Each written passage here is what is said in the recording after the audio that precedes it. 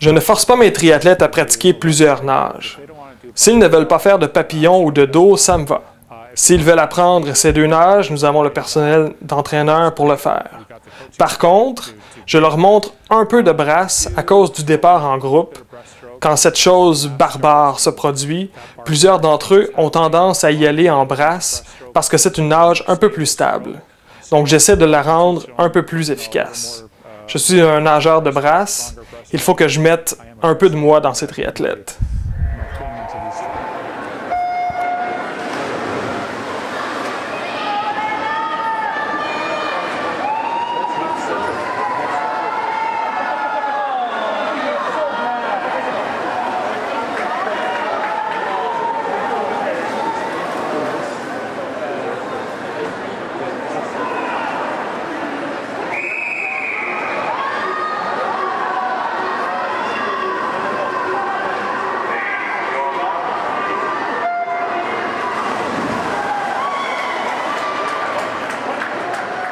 Je m'appelle Brian, j'ai joint l'équipe l'année dernière. Je fais de la compétition de vélo de montagne et j'ai commencé le triathlon il y a 1 an.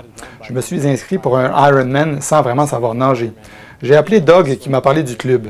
Il m'avait averti que ce n'est pas un club de triathlon, c'est un club de maîtres nageurs et on doit faire des virages au mur, participer à des compétitions et c'était parfait pour moi.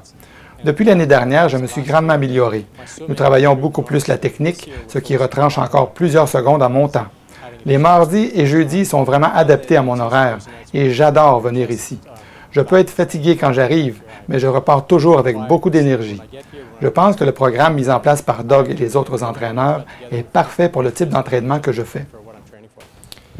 Vous allez nager le plus vite possible, 1 fois 25 mètres, et je veux que vous comptiez vos coups de bras.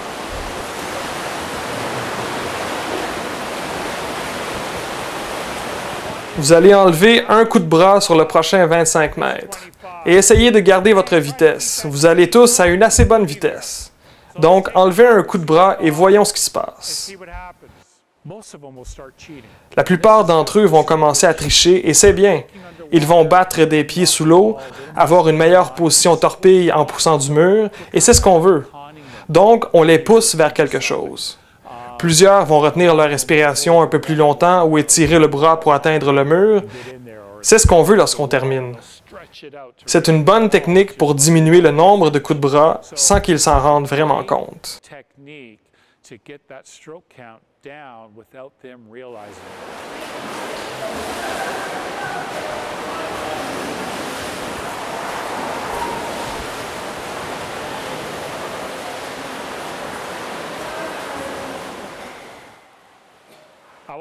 Vous allez maintenant enlever un autre coup de bras. Au total, ça fait maintenant 2 coups de bras ou un cycle complet. Les triathlètes adorent les petits jeux comme ceux-là. Quand vous leur dites ce que vous allez faire, ils deviennent tout excités. C'est aussi une bonne façon de les garder alertes et de créer une atmosphère intéressante. On nage avec un tempo rapide, donc 1 fois 25 avec un tempo rapide. Ça va? Pourquoi je leur dis ça? Un bon tempo sur le vélo, un bon tempo dans la course. Alors pourquoi ne pas parler à leur niveau et ramener un bon tempo dans la piscine? Ce qui se traduit par « grouillez-vous le cul ».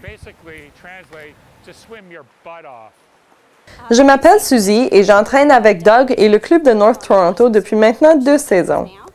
J'apprécie beaucoup de travailler avec des triathlètes parce qu'ils veulent vraiment apprendre. Ils donnent aux entraîneurs des défis uniques. Il faut leur apprendre à nager comme des nageurs et déconstruire la technique en éléments individuels, commençant par la base et pratiquement leur enseigner comme des enfants. C'est un programme formidable et j'aime beaucoup travailler avec eux. Les triathlètes se plaignent souvent. Je n'ai pas besoin de faire des virages, je m'entraîne pour un 1500 mètres en eau libre. Pourquoi je dois faire des virages? Vous en avez besoin parce que faire des virages vous met en forme pour la natation. Ce que vous allez faire maintenant, c'est de nager à environ 7 secondes d'intervalle. Vous faites une culbute et ensuite vous continuez dans la direction vers laquelle vous nagiez.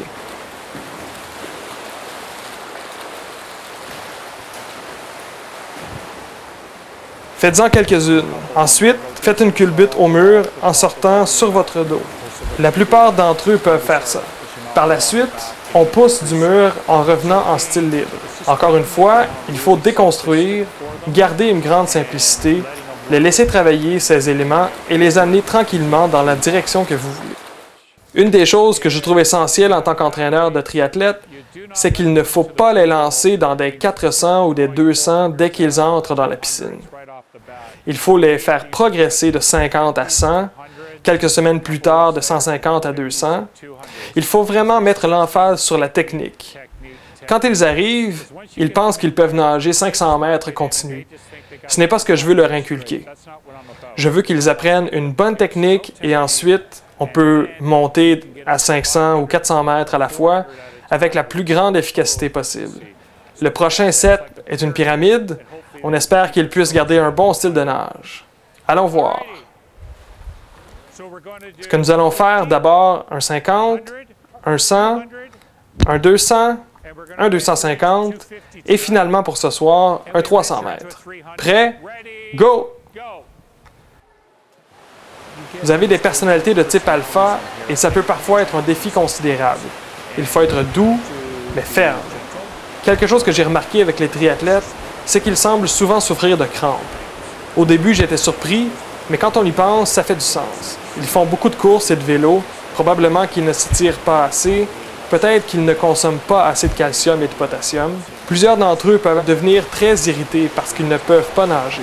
J'essaie de rester positif et leur dire qu'ils devraient peut-être s'étirer davantage. Il semble que ça se produise souvent avec leurs chevilles et leurs pieds, ce qui est aussi très sensé à cause de la nage et la course. Ce sont deux forces opposées qui agissent sur leurs pieds. Il y a toujours de la place dans un entraînement pour une plus de technique. Si vous parlez de méthode de récupération active, faites un exercice technique. Je ne dis pas à mes triathlètes qu'ils vont se transformer en nageurs olympiques. Ce que je leur dis, c'est que je vais rendre le style un peu plus efficace pour qu'ils aient beaucoup plus d'énergie pour la portion vélo et la portion course. En conclusion, si vous êtes un entraîneur qui pensez entrer dans le marché des triathlètes, la chose la plus importante que je peux vous dire, c'est d'être patient. Souvenez-vous, ils viennent vous voir parce que vous êtes l'entraîneur, vous êtes l'expert, vous êtes le facilitateur. Il faut absolument avoir une mentalité différente avec les triathlètes. Je connais plusieurs entraîneurs qui ont de grands succès avec les triathlètes au Canada, avec les Masters. Je ne suis pas le seul et je peux certainement en apprendre plus. C'était une expérience d'apprentissage pour moi et mon équipe d'entraîneurs. J'ai 3 entraîneurs qui étaient sur l'équipe nationale canadienne. Ce sont des nageurs phénoménaux et en discutant avec eux, nous nous sommes rendus compte qu'il fallait descendre de quelques niveaux. Le mieux, c'est que vous ne travaillez pas avec un groupe qui n'apprécie pas ce que vous faites. Les triathlètes sont fantastiques. J'adore amener les triathlètes à une compétition pour la première fois, lorsqu'ils sont sur le bloc de départ, qu'ils tremblent, le club est derrière eux, ils coursent, ils ont ça dans le sang. Ils performent et je pense que pour un entraîneur, vous ouvrez une porte vers un monde dans lequel il est très intéressant d'entrer. Bonne chance! On met l'emphase sur la technique même dans le dénagement. S'ils peuvent le faire quand ils sont épuisés, ce sera payant la prochaine fois qu'ils reviennent dans la piscine.